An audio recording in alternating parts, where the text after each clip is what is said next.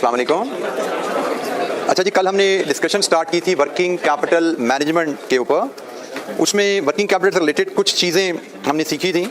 सबसे पहली बात थी वर्किंग कैपिटल की डेफिनेशन जो आपने पहले सीखी हुई है वो क्या है और हमारे लिए इसका यूज़ क्या है और इसका मीनिंग हम क्या लेते हैं फाइनेंशियल एनालिसिस के सब्जेक्ट में। वर्किंग कैपिटल मैनेजमेंट से मुराद करंट एसेट्स में इन्वेस्टमेंट को मैनेज करना और उसकी फाइनेंसिंग शॉर्ट टर्म और लॉन्ग टर्म सोर्सेज से मैनेज करना। वर्किंग कैपिटल मैनेजमेंट के ऑब्जेक्टिव्स लिक्विडिटी मेंटेन करना, प्रॉफिटेबिलिटी को बढ़ाने की कोशिश करना and there is a conflict we should know that. Working capital या करंट एसेट्स में इन्वेस्टमेंट के फायदे क्या हैं और नुकसान क्या हैं। बिजनेस को सक्सेसफुली चलाना है तो हमें करंट एसेट में इन्वेस्टमेंट जरूरी है। Cost of financing working capital छोटा सा फार्मूला आपसे शेयर किया था, आगे चलेंगे डिफरेंट सवालों में इसका इस्तेमाल हमें नजर आएगा। रोल ऑफ फाइनेंस मैनेजर फिर में डिस्कस किया था कि हम अपने आप को जो प्रिपेयर कर रहे हैं एक सर्टेन रोल के लिए तैयार कर रहे हैं, उस रोल में हमने ये डिसीजन भी लेने हैं और ये डिसीजन भी लेने हैं। हमें करंट एसेट में कितनी इन्वेस्टमेंट करनी चाहिए और वो फाइनेंसिंग कहाँ से आनी चाहिए, ये दोनों डिसीजन हमें primarily as a finance person लेने हैं। और हमने फैक्टर डिस्कस किए थे ये जिन पे डिपेंडेंट है कि आपको अपने करंट एसेट में इन्वेस्टमेंट कितनी करनी पड़ेगी। डिफरेंट फैक्टर्स जिसमें कैश ऑपरेटिंग साइकिल पे डिस्कशन हमारी अभी पेंडिंग है, हम कल उसको एंड में शुरू कर रहे थे। और फिर हमने फाइनेंसिंग करंट एसेट की फाइनेंसिंग का रेफरेंस से लॉन्ग टर्म शॉर्ट टर्म दो ऑप्शन होती हैं। इन दो ऑप्शन को लेके इन्वेस्टर्स एटीट्यूड को देखते हुए क्या डिफरेंट फाइनेंसिंग स्ट्रेटजीज अवेलेबल हैं। अगर इन्वेस्टर रिस्क न्यूट्रल है तो वो मैचिंग स्ट्रेटजी को फॉलो करेगा, इन्वेस्टर रिस्क सीकर है एग्रेसिव स्ट्रेटजी को फॉलो करेगा, इन्वेस्टर रिस्क अवर्स है कंजर्वेटिव स्ट्रेटजी को फॉलो करेगा। सो परमानेंट करंट एसेट और फ्लक्चुएटिंग करंट एसेट्स की डेफिनेशंस के साथ हमने इन तीन स्ट्रेटजीज को समझा था। कोई सवाल कल के लेक्चर से मैंने क्विक ओवरव्यू दिया, कल की हमारी डिस्कशन थी उसका, तो किसी टर्म पे किसी कॉन्सेप्ट पे कोई एक्सप्लेनेशन चाहिए पूछिए जी बेटा। हाथ रिस्क न्यूट्रल इन्वेस्टर जो रिस्क न्यूट्रल होता है वो एक reasonable return for accepting a reasonable level of risk उस पे मैच वो बैलेंस रखना चाहता है कि मुनासिब रिस्क अगेंस्ट मुनासिब रिटर्न। ये रिस्क सीकर हायर रिटर्न के पीछे जा रहा है, रिस्क बेशक बढ़ जाए। रिस्क अवर्स रिस्क लो करना चाह रहा है, रिटर्न बेशक कम हो जाए। इसका टारगेट हायर रिटर्न है, बेशक रिस्क बढ़ता है तो बढ़े। इसका टारगेट लो रिस्क है, रिटर्न कम होती है तो हो जाए। ये बैलेंस देख रहा है, रिस्क और रिटर्न में बैलेंस, ना रिस्क ग्रोथ से ज्यादा हो ना बहुत ज्यादा रिटर्न का लालच किया जाए। अच्छा, ये आखिरी डिस्कशन हमारी जो शुरू हो रही थी that was on cash operating cycle. मैंने आपको कैश ऑपरेटिंग साइकिल को जो इनिशियल ब्रीफली उसका मीनिंग समझाया था। It measures the time lag between two events, दो इवेंट्स के दरमियान वक्फा टाइम का। दो इवेंट कौन से हैं? Payment to raw material supplier and recovery from customer. अच्छा, अब ये कहानी शुरू कैसे होती है कि इसकी कहानी को हम थोड़ा सा चले मैं एक ड्रॉ करके यहाँ पे बता देता हूँ आपको, फिर हम उस इक्वेशन को देख लेंगे।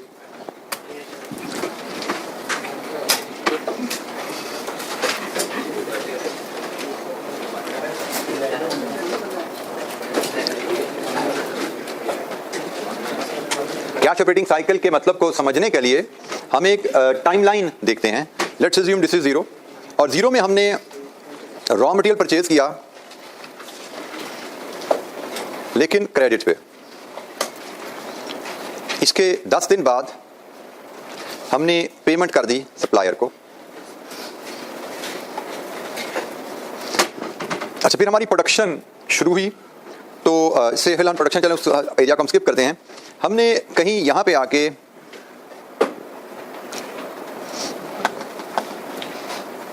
मैं इसको फिलहाल रॉ मटेरियल की जगह इसको मटेरियल का वर्ड यूज करता हूँ क्योंकि ट्रेडिंग और मैन्युफैक्चरिंग में थोड़ा फर्क है। फिलहाल हम इसको ट्रेडिंग के लिहाज से समझ लेते हैं, फिर मैन्युफैक्चरिंग के लिहाज से इसको क्लियर कर लेंगे। मटेरियल हमने परचेज किया क्रेडिट पे, 10 दिन बाद हमने पेमेंट कर दी सप्लायर को और तकरीबन 8 दिन और गुजर गए, 18 दिन हुए तो हमने सेल कर दी ऑन क्रेडिट। और उसके बाद तकरीबन 20 दिन और गुजरे, मतलब 38 डेज पे पहुंचे तो यहाँ पे रिकवरी फ्रॉम कस्टमर आ गई।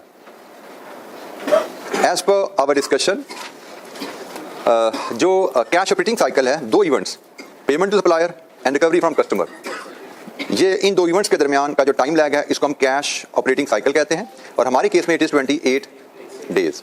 ये है कैश ऑपरेटिंग साइकिल। बिजनेस में आपने मटेरियल परचेज किया क्रेडिट पे, सप्लायर को पेमेंट करते हैं आप बाद में। इन द मीनवाइल आप अपनी प्रोडक्ट को डिस्प्ले पे लगाते हैं, बेचते हैं, आपकी यहाँ पे क्रेडिट पे सेल होगी और उसके बाद यहाँ पे रिकवरी आ गई। तो टाइमलाइन पे हमने जो प्लॉट किया डिफरेंट इवेंट्स को, उसके मुताबिक कैश ऑपरेटिंग साइकिल 28 है।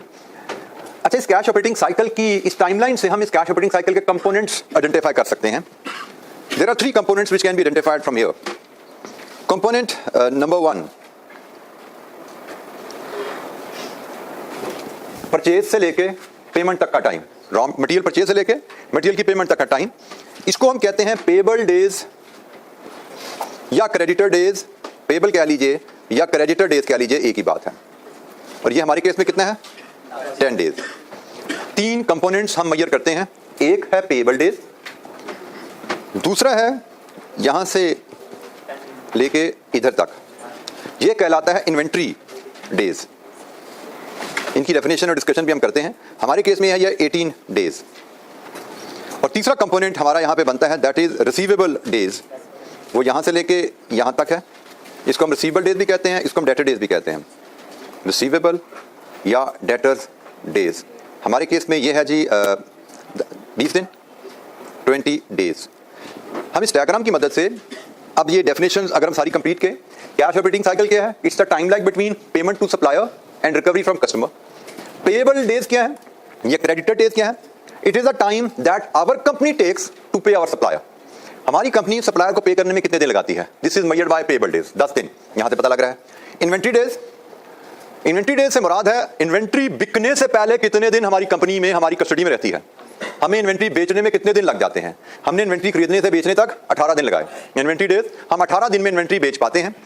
रिसीवेबल या डेटर डेज से मुराद हमारे कस्टमर हमें कितने दिनों में पैसा देते हैं, या हम अपने क्रेडिट कस्टमर से कितने दिनों में रिकवरी कर पाते हैं। तो हम अपने कस्टमर से रिकवरी 20 दिनों में ले पा रहे हैं। इस टाइमलाइन की मदद से हम कैश ऑपरेटिंग साइकिल को डिफाइन कर सकते हैं। Payable days, inventory days, receivable days को डिफाइन कर सकते हैं। तो यहां से हम कैश ऑपरेटिंग साइकिल की एक इक्वेशन भी बिल्ड कर सकते हैं। Cash operating cycle is equal to inventory days plus debtor days minus creditor days. हमारे केस में इस एग्जांपल में inventory days are 18, debtor days are 20, creditor days are 10। तो जो कैश ऑपरेटिंग साइकिल हमने निकाला था 28 डेज का, वो इस इक्वेशन से निकल आता है। कैश ऑपरेटिंग साइकिल क्या है? कैश ऑपरेटिंग साइकिल के कंपोनेंट्स क्या हैं? इन कंपोनेंट्स को लेकर कैश ऑपरेटिंग साइकिल कैसे मेजर किया जा सकता है? अभी हमने कैश ऑपरेटिंग साइकिल पर इतनी सी बात की, इस पर डिस्कशन हमारी काफी ज्यादा आगे चलनी है। तो कोई सवाल कैश ऑपरेटिंग साइकिल के ऊपर? Any question?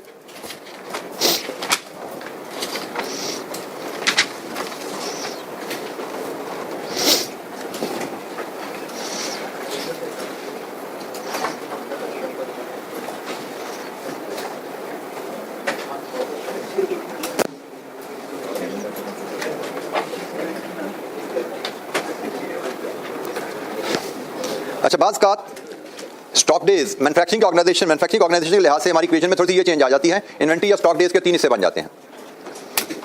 अगर हम मैन्युफैक्चरिंग ऑर्गेनाइजेशन की बात करें तो मैन्युफैक्चरिंग ऑर्गेनाइजेशन में आप रॉ मटेरियल खरीदते हो, कुछ देर मटेरियल रॉ शेप में आपके पास रहता है, फिर जरूरत पड़ने पे वो प्रोडक्शन को इशू हो जाता है और प्रोडक्शन प्रोसेस स्टार्ट हो जाता है।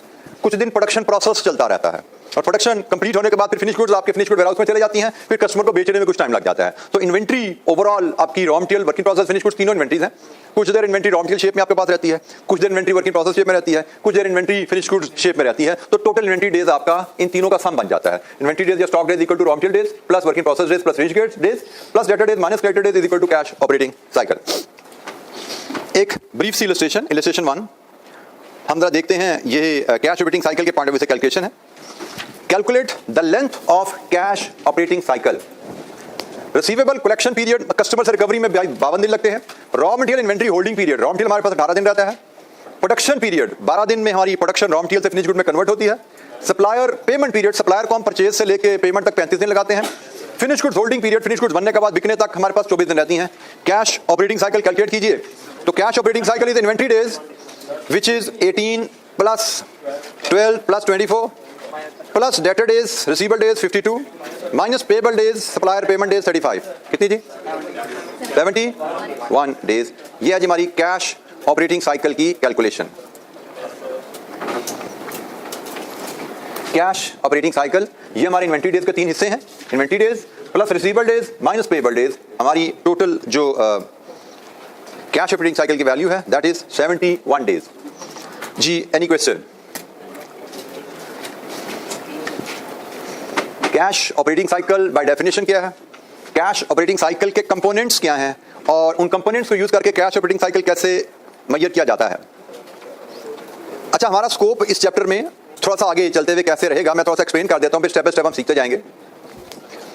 हम यहां पे जो चीज सीख रहे हैं, role of finance manager. Role of finance manager perform करने के लिए हमने बात की थी कि हमें पता रखना होता है, हमें ये एस्टिमेट करना होता है कि हमारी कंपनी की वर्किंग कैपिटल इन्वेस्टमेंट रिक्वायरमेंट कितनी है। और फिर उस रिक्वायरमेंट के मुताबिक हमें फाइनेंस अरेंज करना होता है। और हमने बात सीखी थी कि हमारी कंपनी की इन्वेस्टमेंट रिक्वायरमेंट कितनी है, ये डिपेंड करता है length of cash operating cycle पे। अब हम यहाँ पे जो चीज़ सीखने जाएंगे, कैश ऑपरेटिंग साइकिल की भी हमने सिर्फ डेफिनेशन पढ़ी है। हमने जो अल्टीमेटली सीखना है इस चैप्टर में आगे चल के, हम अपनी कंपनी का कैश ऑपरेटिंग साइकिल कैसे मेजर कर सकते हैं। ये तो कंपोनेंट्स हमें गिवन थे ना, हमने इक्वेशन में एक लाइन में लगा लिया, लेकिन अगर हमें कंपोनेंट्स गिवन नहीं है तो how to measure components of cash operating cycle and then complete the cash operating cycle information. ये पहला स्टेप है हमारा, कैश ऑपरेटिंग साइकिल अपनी कंपनी का मेजर करना। बट ये तो हम देखते हैं कि हम पास्ट डाटा को, बैलेंस शीट को, P&L को देकर मेजर करते हैं। अभी हम उसकी कैलकुलेशन सीखेंगे, लेकिन काम हमारा है प्लानिंग। हम पढ़े हैं फाइनेंशियल एनालिसिस जिसमें फ्यूचर डिसीजंस की बात की जाती है।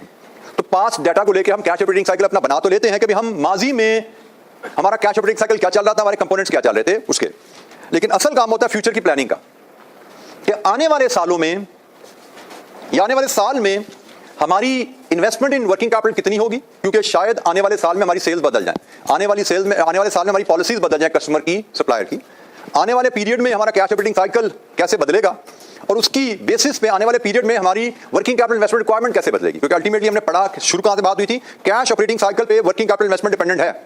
तो वो रिलेशनशिप हमने एस्टैब्लिश करना है। पहले हम कैश ऑपरेटिंग साइकिल कैलकुलेट करना सीखेंगे, फिर कैश ऑपरेटिंग साइकिल का वर्किंग कैपिटल इन्वेस्टमेंट से रिलेशनशिप साबित करेंगे, उसको मेजर करेंगे और फिर उस रिलेशनशिप को यूज करके फ्यूचर प्रोजेक्शन बनाएंगे। क्योंकि हमसे क्वेश्चन आना है कि भाई अगले साल आपको वर्किंग कैपिटल में इन्वेस्टमेंट के लिए कितना पैसा चाहिए और वो पैसा आप कहां से अरेंज करना चाहेंगे। तो फाइनेंसिंग भी आ जाएगी और इन्वेस्टमेंट रिक्वायरमेंट भी आ जाएगी। तो हमने उस तरफ सफर करना है और उसमें पहला हमारा स्टेप है कि हम अपनी कंपनी का कैश ऑपरेटिंग साइकिल के कंपोनेंट्स की मदद से उसके कैश ऑपरेटिंग साइकिल कैलकुलेट करें। और कंपोनेंट्स कैलकुलेट करने के लिए हमें P&L और बैलेंस शीट चाहिए होती है। हमें अगर अपनी कंपनी की P&L और बैलेंस शीट मिल जाए तो P&L balance sheet data use करके हम अपनी कंपनी के cash operating cycle components measure कर लेते हैं और वहां से हम कैश ऑपरेटिंग साइकिल बना लेते हैं। अच्छा, ये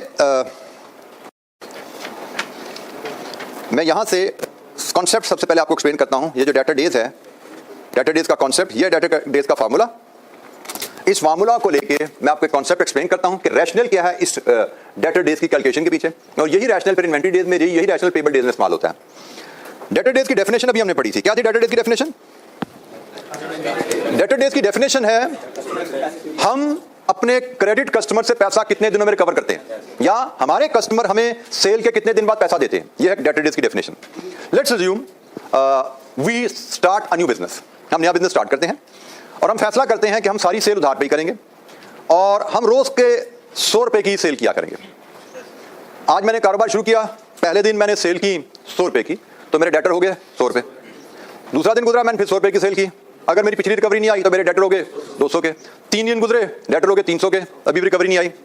लेट्स अज्यूम मैंने 20 दिन तक मुसलसल सेल की, मेरा डेटर बैलेंस चला गया 2000 पे, और जब मैंने 21वें दिन के सेल की मेरे पास पहले दिन के पैसे आ गए। मैंने 22वें दिन की सेल की, मेरे पास दूसरे दिन के पैसे आ गए। मेरे डेटर क्या पे खड़े में हैं? 2000। अगर मेरे डेटर्स 2000 पे खड़े में हैं और मेरी एवरेज, मेरी डेली सेल 100 रुपए है, तो मेरे कस्टमर कितने दिन बाद पैसा दे रहा है मुझे? यही डेटर डेज की कैलकुलेशन, यही कॉन्सेप्ट है डेटर डेज का। भाई हमारे इसका डेटर डेज की कैलकुलेशन का फॉर्मूला सिंपल बनता है। पहले मैं इसकी कंस्ट्रक्शन जैसे डिस्कशन आपसे किया वैसे बताऊं। Debtor days are equal to debtors balance divided with average daily credit sales. जो हमारी डिस्कशन थी उसके मुताबिक अगर मेरा डेटर बैलेंस 2000 है और मेरी एवरेज सेल 100 रुपया है तो मेरे डेटर डेज 20 डेज आते हैं। यह है डेटर डेज का basic underline concept. Debtor balance को एवरेज डेली क्रेडिट सेल से डिवाइड करें, ये ख्याल करना है। डेटर बैलेंस क्रेडिट सेल से बनता है, कैश सेल्स भी होती हैं। अब मैं इसको एक स्टेप और आगे लेकर चलूं। हमारा एवरेज डेली क्रेडिट सेल कैसे आ सकती हैं? Annual credit sales divided with 365, ऐसा ही है। और मैथमेटिकली ये 365 यहाँ पे मल्टीप्लाई होता है, और यही वो फॉर्मूला जो लिखा नजर आ रहा था आपको। और इसको समझो ना तो रटा लगा लो, तो आपकी मर्जी है, लेकिन you must understand the concept. क्योंकि सवाल एग्जाम में बात करते सीधे नहीं आते कि रटे वाले फॉर्मूले से हल कर जाओ। बात का आपको ज्यादा सवाल आपको ऐसे आते हैं कि अगर आपको अंडरलाइन कॉन्सेप्ट नहीं पता तो आप सवाल को हल मैनेज नहीं कर पाते। तो अंडरलाइन कॉन्सेप्ट क्या है? Debtor balance over average daily credit sale, ये अंडरलाइन कॉन्सेप्ट है। एवरेज डेली क्रेडिट सेल कहां से आती है? Annual credit sale divided by 365, और मैथमेटिकली ये 365 यहां पे मल्टीप्लाई होता है। तो ये है वो फॉर्मूला जो आपको किताब में लिखा नजर आता है कि debtor balance over annual credit sale into 365। ये है डेटर्स टर्नओवर कैलकुलेट करने का, डेटर्स डेज कैलकुलेट करने का फॉर्मूला। इसको हम डेटर डेज भी कहते हैं, इसको डेटर टर्नओवर डेज भी कहते हैं, इसको हम डेटर टर्नओवर डेज भी कहते हैं। रिसीवेबल डेज कहें, कलेक्शन पीरियड कहें। अच्छा, डेटर पीरियड हमने डेज में कैलकुलेट करने हैं तो हम कर सकते हैं। डेटर पीरियड को हम वीक्स में भी कैलकुलेट कर सकते हैं। कि भाई डेटर्स हमें कितने हफ्तों में पैसा वापस करता है, तो एवरेज डेली की जगह एवरेज वीकली, और एवरेज वीकली कैसे आएगी 52, मतलब यहां पे आप 52 कर दो तो वीक्स आ जाएंगे। आपको ये मंथ्स में कैलकुलेट करने को भी कहा जा सकता है कि भाई हम कैश ऑपरेटिंग साइकिल या डेटर डेज मंथ्स में कैलकुलेट करें। मंथ में कैलकुलेट करना तो एवरेज मंथली सेल करना तो यहां पे 12 ले लो। तो आप दिनों में कैलकुलेट करना चाहते हैं डेटर कलेक्शन पीरियड 365, आप वीक्स में कैलकुलेट करना चाहते हैं डेटर कलेक्शन पीरियड 52, आप मंथ्स में कैलकुलेट करना चाहते हैं तो 12 months. This is the story. साल में 365 दिन, साल में 52 हफ्ते, साल में 12 महीने, डिपेंडिंग आप किस तरह किस यूनिट में आप कैलकुलेट करना चाहते हैं डेटर कलेक्शन पीरियड। यह है जी फार्मूला, इसके मुताबिक हम कैलकुलेशन परफॉर्म करते हैं। तो debtor turnover days, debtor turnover weeks या डेटर टर्नओवर मंथ्स कैलकुलेट करने का फार्मूला जो आपको लिखा नजर आएगा किताबों में, जो आप याद कर रहे होगे, वो ये फार्मूला होगा। डेज के लिए, वीक्स के लिए, मंथ्स के लिए। Debtor balance divided with annual credit sales multiplied with 365 और 52 और 12 जी। और this was the underline concept जिस पर ये फार्मूला बेस करता है। कोई सवाल? अच्छा, इसी अंदाज में जिस तरह डेटर्स का आपको लॉजिक दे दी गई, इसी अंदाज में आप इन्वेंट्री को भी देख सकते हैं।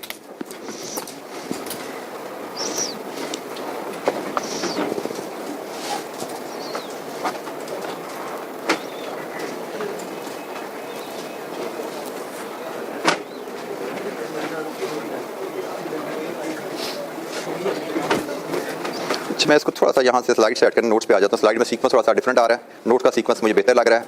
अच्छा, ये है जी इन्वेंट्री का फार्मूला। अगर आपको इन्वेंट्री डेज कैलकुलेट करने हैं उसी लॉजिक के तहत, inventory days and inventory balance divided with annual cost of sales into 365, ये आपको डेज दे देगा। वीक्स चाहिए 52, डेज चाहिए 12, तो उसी लॉजिक के तहत इन्वेंट्री डेज। अब जरा समझिए, इसका भी लॉजिक समझ लीजिए। ये इन्वेंट्री डेज हम यहाँ पे अभी हमने मैन्युफैक्चरिंग नहीं ट्रेडिंग की बात कर रहे हैं, ठीक है। आप इन्वेंट्री खरीदते हो, बेचते हो।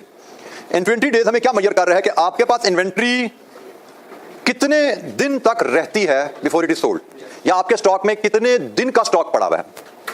एनुअल कॉस्ट ऑफ सेल्स, पूरे साल में जो इन्वेंट्री बेची उसकी कॉस्ट, ऐसा ही है। जब इसको हम 365 से डिवाइड करते हैं तो एवरेज डेली इन्वेंट्री जो हम बेचते हैं, और जब इन्वेंट्री को एवरेज डेली इन्वेंट्री से डिवाइड किया तो कितने दिन की सेल की इन्वेंट्री हमारे पास पड़ी हुई है। यही पता लग गया ना कि हमें इन्वेंट्री बेचने में कितने दिन लगते हैं। क्या हम रोज इन्वेंट्री खरीदते जा रहे हैं? फॉर एग्जांपल, मैंने जैसे डेटर की मिसाल बनाई वैसे मैं यहाँ पे बनाऊं। मैं रोज 100 रुपए की इन्वेंट्री खरीदता हूँ। मैंने आज इन्वेंट्री खरीदी, कुछ नहीं बेचा, तो इन्वेंट्री बैलेंस 100 रुपया। दूसरे दिन इन्वेंट्री खरीदी 100 रुपए की, कुछ नहीं बेचा, इन्वेंट्री बैलेंस 200 रुपया। तीसरे दिन इन्वेंट्री खरीदी, कुछ नहीं बेचा, इन्वेंट्री बैलेंस 300 रुपया। चौथे दिन इन्वेंट्री खरीदी, लेकिन पहले दिन की इन्वेंट्री बिक गई, तो इन्वेंट्री बैलेंस 300। इसका मतलब मेरे पास कितने दिन की इन्वेंट्री पड़ी है? 300। इसका मतलब मुझे इन्वेंट्री बेचने में कितने दिन लगे? 3 दिन। तो वही लॉजिक है यहाँ पे कि inventory balance over annual cost of sale divide with 365, लेकिन ये डिवाइड जो है ऊपर मल्टीप्लाई नजर आता है आपको।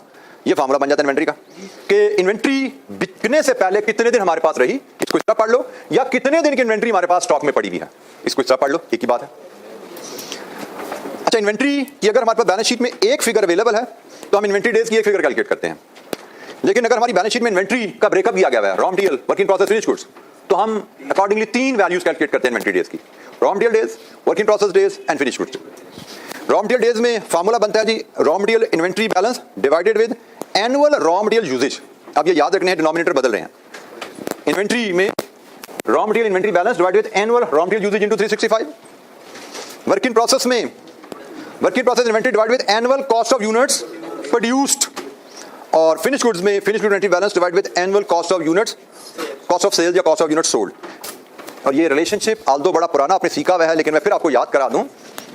आपका opening stock of raw material होता है, फिर रॉ मटेरियल परचेजेज आती हैं, देन इसमें से आप लेस करते हो closing stock of raw material, तो रॉ मटेरियल यूज आ जाता है, रॉ मटेरियल यूजेज मिलती है।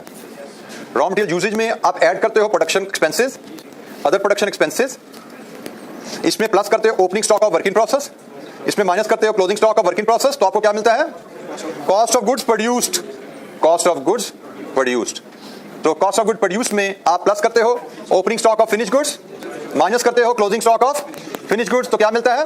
Cost of unit sold. तो अब आप जब inventory days, raw material inventory days calculate कर रहे हैं, रॉ मटेरियल यूजेज की फिगर यूज करते हैं। जब work in process inventory days calculate कर रहे हैं, cost of goods produced use करते हैं। और जब आप फिनिश गुड्स के इन्वेंट्री डेज कैलकुलेट कर रहे हैं तो डिनोमिनेटर में कॉस्ट ऑफ सेल्स यूज करते हैं। ये 3 डिनोमिनेटर हैं जो 3 raw material 3 inventory days calculate करते यूज किए जाते हैं। और अगर आप सिर्फ एक फिगर इन्वेंट्री डेज की निकाल रहे हो तो फिर यूज करते हैं कॉस्ट ऑफ सेल, फिर हम कॉस्ट ऑफ सेल यूज करते हैं, क्योंकि एक inventory days normally trading organisation के लिए बनती है ना, तो ट्रेडिंग ऑर्गेनाइजेशन में तो रॉ मटेरियल यूजेज और यूनिट प्रोड्यूस होते ही नहीं है, तो अगर आप इन्वेंटरी डेज निकाल रहे हो कॉस्ट ऑफ सेल की फिगर यूज करोगे, लेकिन अगर आप इन्वेंटरी के 3 हिस्से करने हैं तो raw material usage, cost of unit produce and cost of sale. Inventory days की कैलकुलेशन और फिर वही वीक्स करने हैं तो 52 मंथ्स करने हैं तो 12। फार्मूलाज पे हम बात कर रहे हैं working capital turnover days calculate करना, जिसमें डेटर डेज, इन्वेंटरी डेज और पेएबल डेज की आखिरी कैलकुलेशन हमारे पास ये आ रही है जनाब। Creditor balance over annual credit purchases divided multiplied with 365। Basically ये फार्मूला क्या है, creditor balance over daily credit purchase. Basically ये creditor balance over daily credit purchase है, और डेली क्रेडिट परचेज क्या होती है, annual credit purchase divide with 365। जैसे डेटर्स की कहानी थी, बिल्कुल सेम लॉजिक है। तो ये क्रेडिटर डेज का फार्मूला हमारा जी। Any question?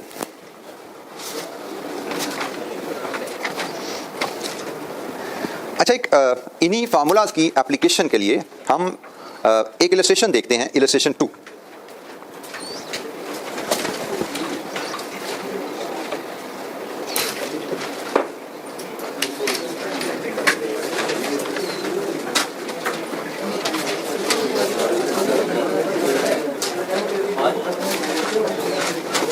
इलस्ट्रेशन 2 जी हमारे पास आ रही है पेज नंबर 313 की बॉटम पे, इसको देखते हैं। हमारी रिक्वायरमेंट है इलस्ट्रेशन 2 की, calculate relevant working capital ratios and cash operating cycle, round your answer to the nearest day. Working capital ratios यहाँ पे वर्किंग कैपिटल टर्नओवर डेज के लिए कहा जाता है।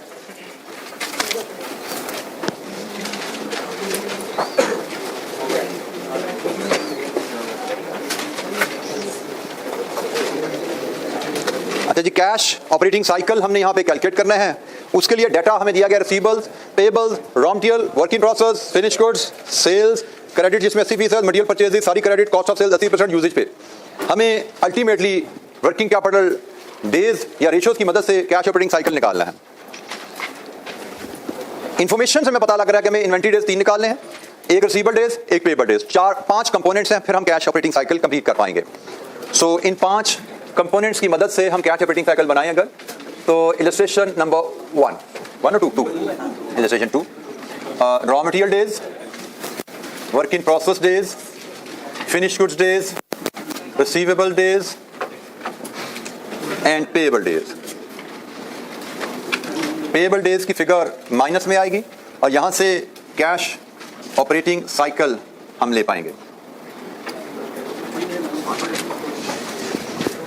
1 बाय 1 हम फार्मूला लिखते हैं, रेलेवेंट वैल्यूज ढूंढते हैं और इन तमाम आइटम्स को कंप्लीट करते हैं।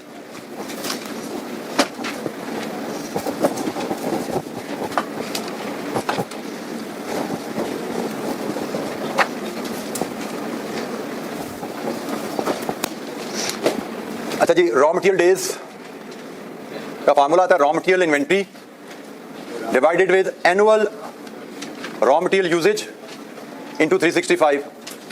फिर हमारे पास वर्क इन प्रोसेस डेज का formula, work in process inventory divided with cost of units produced multiplied with 365।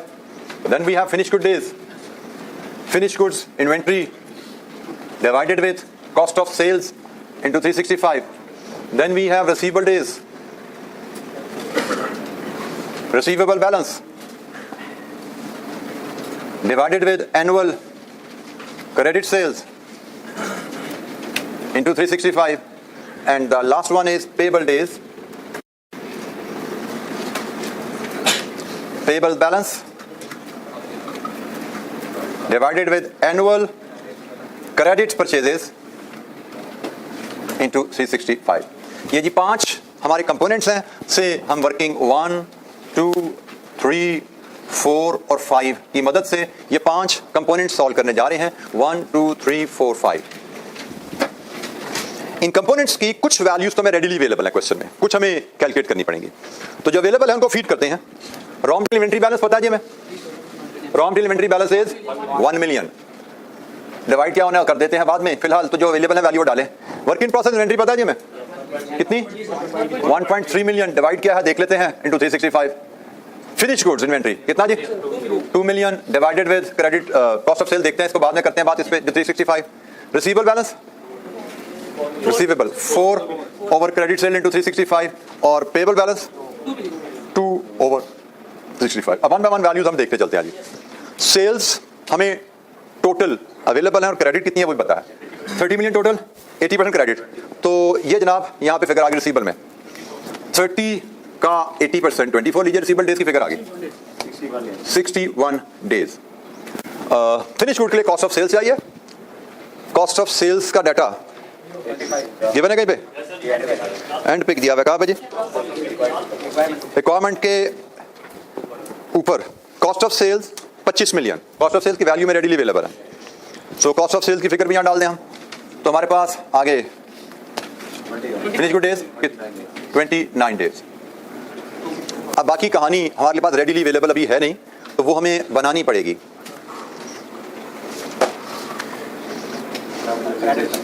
जी बेटा अभी एक मिनट सोचते हैं, अभी हम इसको देखना शुरू करते हैं। हमारे पास कॉस्ट में अगर वो फॉर्मेट मैंने रेज कर दिया, वो फॉर्मेट मुझे दोबारा चाहिए थोड़ा सा, लेकिन चले हम उसको अगर बनाएं दोबारा। रॉ मटेरियल यूजेज से मैं अगर बात शुरू करूं, इसमें प्लस अदर प्रोडक्शन कॉस्ट, इसको मैं अदर प्रोडक्शन कॉस्ट कह देता हूं, plus opening stock of work in process minus closing stock of work in process is equal to cost of units produced. इसमें plus opening stock of finish goods minus opening stock of finish goods, sorry plus opening minus closing stock of finish goods, ये आपकी आती है cost of sales. हमें जो figure चाहिए होती हैं, एक कॉस्ट ऑफ सेल्स चाहिए, एक हमें कॉस्ट ऑफ यूनिट प्रोड्यूस चाहिए, एक रॉ मटेरियल यूजेज चाहिए। कॉस्ट ऑफ सेल्स मेरे पास ऑलरेडी है, कितना है 25 मिलियन ऑलरेडी मेरे पास है। अब मुझे कॉस्ट ऑफ यूनिट प्रोड्यूस चाहिए यहाँ के लिए, और इसके लिए मुझे ओपनिंग क्लोजिंग स्टॉक की वर्क इन प्रोसेस की एडजस्टमेंट करनी है। मेरे पास वर्क इन प्रोसेस का क्लोजिंग स्टॉक तो अवेलेबल है, इसका ओपनिंग स्टॉक अवेलेबल है, आंसर इज नो। जब मुझे ओपनिंग स्टॉक इन्फॉर्मेशन अवेलेबल नहीं है तो मेरे लिए बड़ी सिंपल अजम्पशन होती है, सेम बराबर ही होंगे। ठीक है, मैं चेंज तो खुद अज्यूम नहीं कर सकता, तो मैं अज्यूम करूंगा वो बराबर ही रहेंगे। जब वो बराबर हैं तो इसका मतलब कॉस्ट ऑफ यूनिट प्रोड्यूस भी 25 ही है। तो कॉस्ट ऑफ यूनिट प्रोड्यूस 25 है, तो यहां से बताइए आपके वर्क इन प्रोसेस डेज कितने बने? 19 डेज। कॉस्ट ऑफ सेल्स मेरे पास है, मुझे opening closing stock finish good की एडजस्टमेंट डाल के पहुंचना है कॉस्ट ऑफ यूनिट प्रोड्यूस पे। मुझे क्लोजिंग स्टॉक पता है, ओपनिंग स्टॉक नहीं पता, मैं अज्यूम करूंगा सेम है, इसका मतलब इफेक्ट नेट 0 हो जाएगा, मेरी कॉस्ट ऑफ यूनिट प्रोड्यूस भी 25 ही रहेगी। सिमिलरली अगर मेरी opening closing stock of work in process भी गिवन नहीं है, हम बराबर अज्यूम करते हैं निकल गए, तो मुझे कहा गया है मटेरियल जो है वो कॉस्ट ऑफ सेल्स में 80% मटेरियल है। तो जनाब इस 25 में रॉ मटेरियल 80% है, तो 25 का 80% कितना बना? ये मेरा रॉ मटेरियल यूजेज बनता है। तो रॉ मटेरियल यूजेज कहाँ चाहिए? इधर चाहिए। रॉ मटेरियल यूजेज 20 मिलियन, ये कितने बने? 18 डेज। अब मुझे चाहिए एक फिगर रह गई है क्रेडिट परचेजेस की। मुझे बताया गया सारा मटेरियल क्रेडिट पे खरीदा गया है। यूजेज की फिगर मेरे पास है, यूजेज से परचेजेस पे जाना हो तो क्या करना है? यूजेज से परचेजेस पे जाना हो तो इक्वेशन लिखवाई थी ना पूरी, देखो जरा।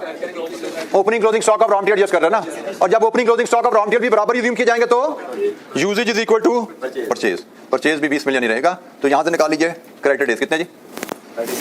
37 days. Putting in the values here 18, 19, 29, 61 and 37। तो बताइए कैश ऑपरेटिंग साइकिल कितना जी?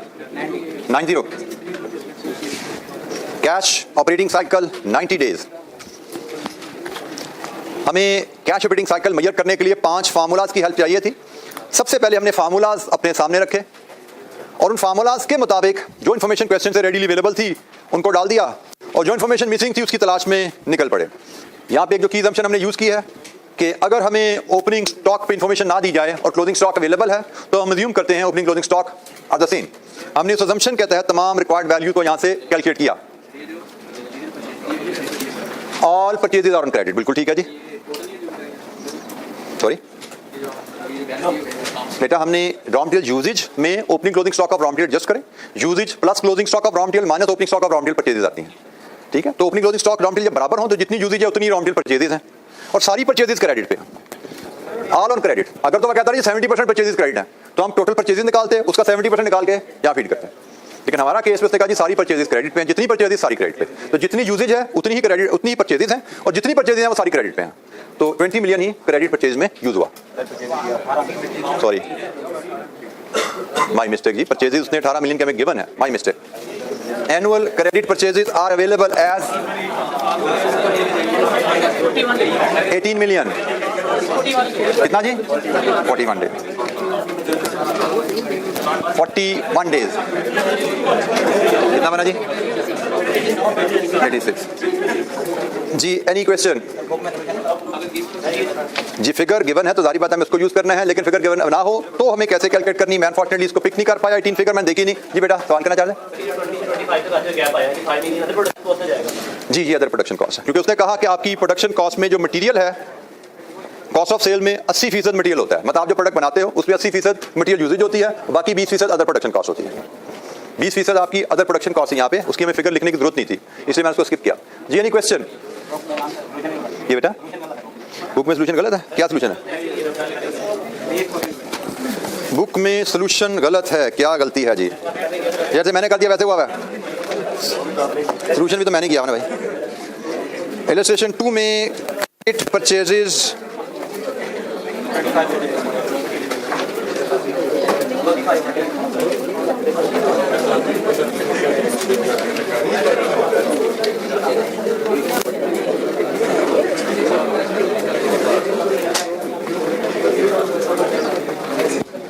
जी, इसके सोल्यूशन में वही गलती जो मैंने बोर्ड पे की थी वही गलती हुई भी थी, उसको हमने दुरुस्त कर लीजिएगा अपने पास आप। इलस्ट्रेशन 2 यहाँ पे हमने इसको 41 कैलकुलेट किया है, 86 और यहाँ पे ये वैल्यू 18 मिलियन है, ये 41 डेज है। जी, एनी क्वेश्चन?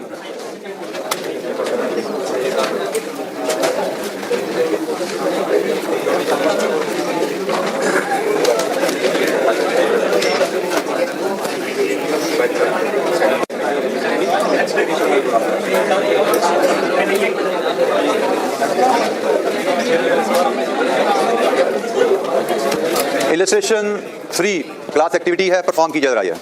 यहाँ पे भी रिक्वायरमेंट सेम है, कैश ऑपरेटिंग साइकिल मेजर करना है। Illustration 3 cash operating cycle measure करना है। एक इलस्ट्रेशन 2 मैंने आपसे शेयर की, उसी पैटर्न पे गालमन लगभग उसी अंदाज में ये सवाल भी हैंडल होगा।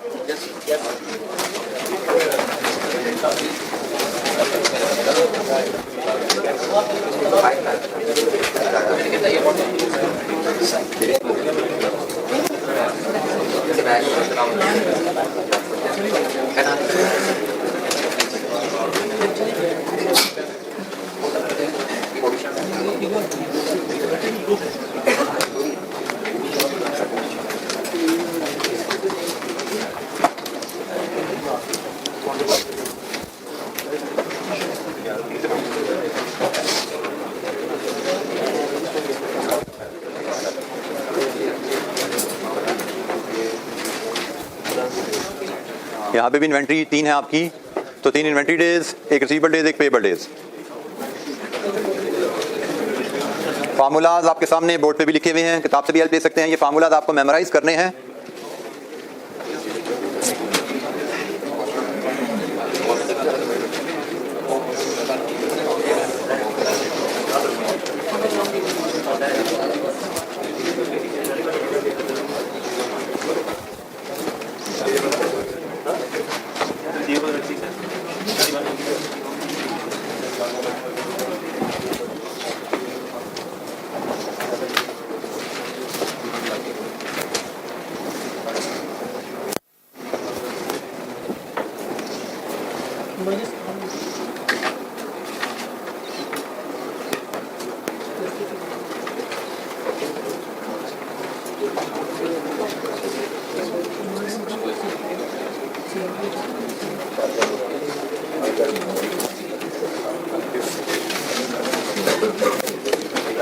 जी को वैल्यूज कैलकुलेट करते जाएं तो बताते जाएगा। रिसीवेबल डेज निकाले किसी ने?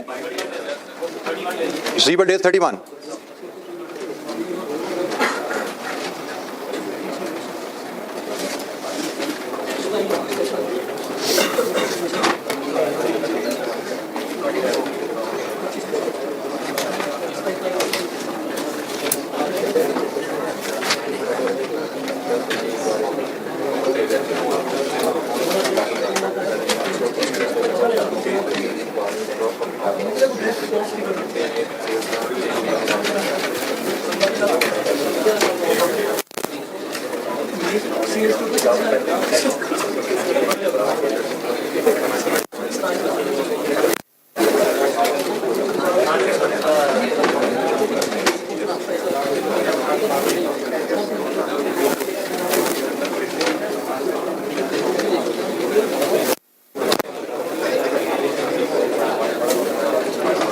Finished goods inventory days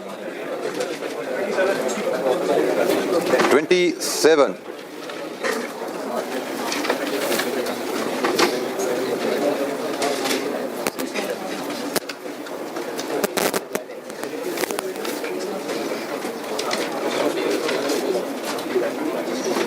Work in process inventory days. When inventory balances are constant, तो जो cost of sales है वही cost of unit produced है.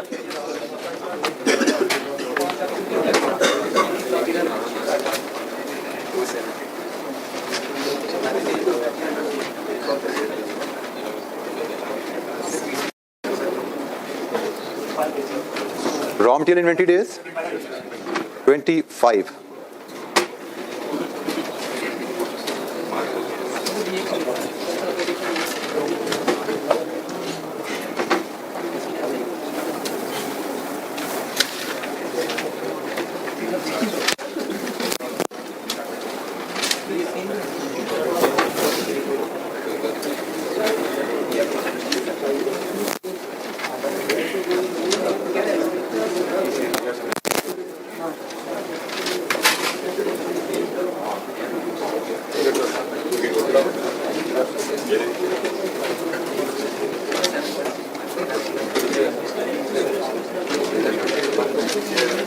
ये जी तमाम कैलकुलेशन मैंने आपके सामने बोर्ड पे प्रेजेंट की है. अगर कुछ चीज़ समझ नहीं आ रही तो पूछिए. इलस्ट्रेशन 3 का आंसर आपके सामने मैंने कैलकुलेशन शेयर कर दी है वर्किंग के साथ. This is just for your verification. आपको अपने फार्मूलाज लिख के पूरे अंदाज में इसको प्रेजेंट करना है, और कोई दिक्कत हो तो यहाँ पे इस समराइज्ड प्रेजेंटेशन से हेल्प ले सकते हैं आप.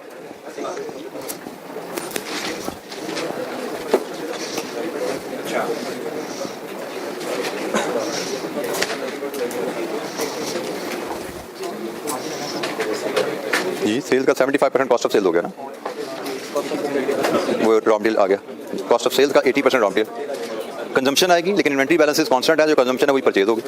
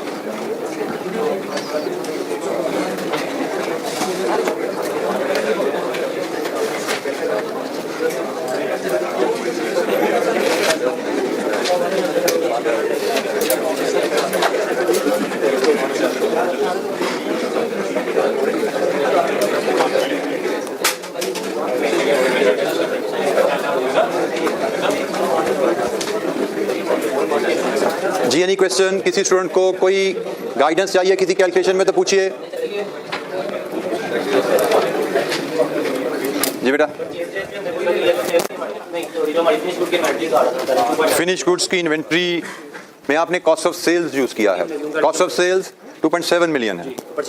चूंकि जो इन्वेंट्री आपकी मेंटेन्ड है, जब इन्वेंट्री लेवल कांस्टेंट है, तो जो आपकी कॉस्ट ऑफ सेल्स है वही कॉस्ट ऑफ यूनिट प्रोड्यूस्ड है. ठीक है. लेकिन जब आप रॉ मटेरियल पर जाने तो यहाँ पे आपको यूजेज चाहिए, ये 80% है, क्योंकि कॉस्ट ऑफ सेल्स में 80% मटेरियल होता है, बाकी 20% अदर कॉस्ट है. पेबल्स में आप रॉ मटेरियल परचेजेस लेते हो, यहाँ पे रॉ मटेरियल यूजेज है, तो यूजेज और परचेजेस में डिफरेंस किस चीज़ का होता है? Opening closing stock of raw material का सेम, क्योंकि opening inventory level are constant.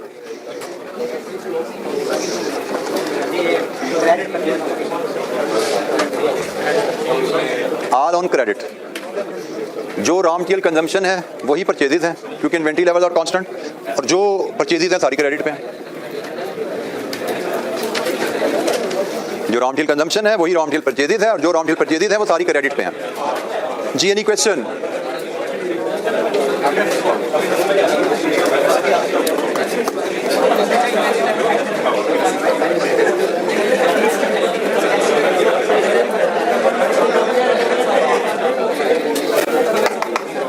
अच्छा जी, इन्वेंट्री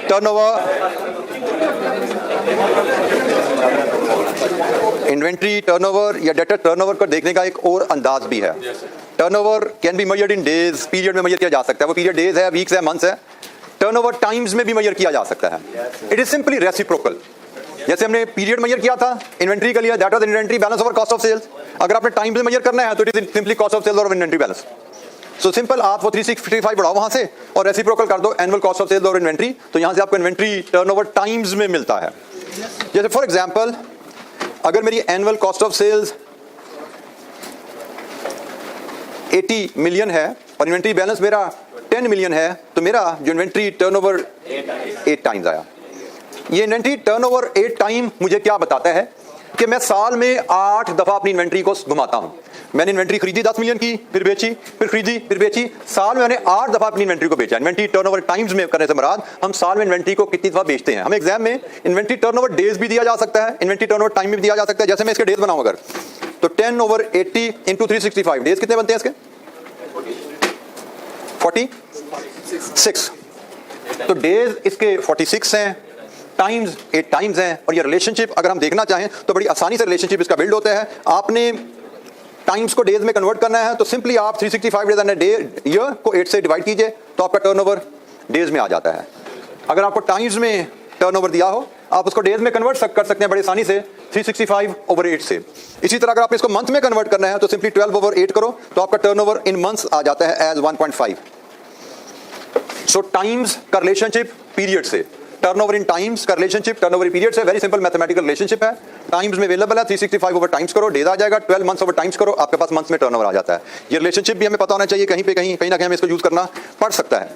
और इसी तरह हम डेज को भी टाइम में कन्वर्ट कर सकते हैं, टाइम्स को भी डेज में कन्वर्ट कर सकते हैं, डेज को भी टाइम में कन्वर्ट कर सकते हैं। उसके लिए अगर हमारा 2 मंथ्स हमारा टर्नओवर पीरियड है तो 12/2 कर दो, 6 टाइम्स। हमने पीरियड को टाइम में कन्वर्ट करना है, वो भी पॉसिबल है। हमारा पीरियड 2 मंथ्स है, 12/2 कर दो। जैसे इस केस में हमारा पीरियड अगर 46 है तो 365/46 करो, 8 टाइम्स आ जाएगा। डेज में है तो 365 डेज कर दो, टाइम्स आ गया।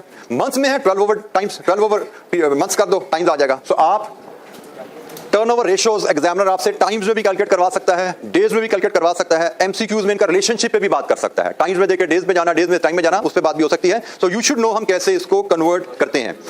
इन्वेंट्री टर्नओवर रेशियोज भी इस तरह कन्वर्जन टाइम्स में देखी जाती है और डेटर्स टर्नओवर को भी टाइम्स में इस तरह देखा जाता है। ये अल्टरनेटिव है हमारे पास डेज के अल्टरनेटिव में इनको टाइम्स में भी देखा जा सकता है। अच्छा, मैं आपको एक होम असाइनमेंट दे रहा हूं छोटी सी, आपने इसको घर से हल करके आना है। एक्टिविटी मैं यहीं पे डाटा थोड़ा सा देता हूं। एक कंपनी है, उसका इन्वेंट्री टर्नओवर 5 है, रिसीवेबल टर्नओवर 10 है और पेबल टर्नओवर 8 है। आपकी रिक्वायरमेंट है calculate cash operating cycle in days and weeks. ये 2 रिक्वायरमेंट है जी। आप ये 2 रिक्वायरमेंट के मुताबिक इसको हल करके लाइए। तो आपको टर्नओवर, इन्वेंट्री, रिसीवेबल और पेबल का टाइम्स में दिया गया है। आपको कैश ऑपरेटिंग साइकिल कैलकुलेट करना है और डेज में भी और वीक्स में भी। डेज एंड वीक्स में चलें, आपके साथी का दिल चाह रहा है तो मंथ्स भी कर देते हैं हम इसको, ठीक है। ऐसे ही मैंने कहा कभी इसका दिल भी रख लेना चाहिए, मंथ्स भी कर लीजिए, ठीक है। जो तीनों आपने कैश ऑपरेटिंग साइकिल कैलकुलेट करके आने हैं। नेक्स्ट वीक नहीं जी, नेक्स्ट वीक जो मेरी डिस्कशन हुई है अशरफ साहब से, नेक्स्ट वीक मैनेजरियल की क्लासेस हैं, लेकिन वो इस कमिटमेंट के साथ कि नेक्स्ट वीक आपका सिलेबस मैनेजरियल का खत्म हो जाएगा। ईद के बाद सिर्फ फाइनेंस की क्लासेस आपकी चलेंगी। नीड बेसिस पे अगर मैनेजरियल की क्लास होनी हुई, नीड बेसिस पे 1 वीक टाइप अशरफ साहब प्लान कर लेंगे, लेकिन मेरे हिसाब से फिलहाल हमारी ईद के बाद सारी क्लासेस हमारी चलेंगी इंशाअल्लाह फाइनेंस की, ठीक है। तो आज के लिए इतना ही, बाकी इंशाअल्लाह कल इस पर मजीद डिस्कशन करेंगे। अस्सलाम वालेकुम।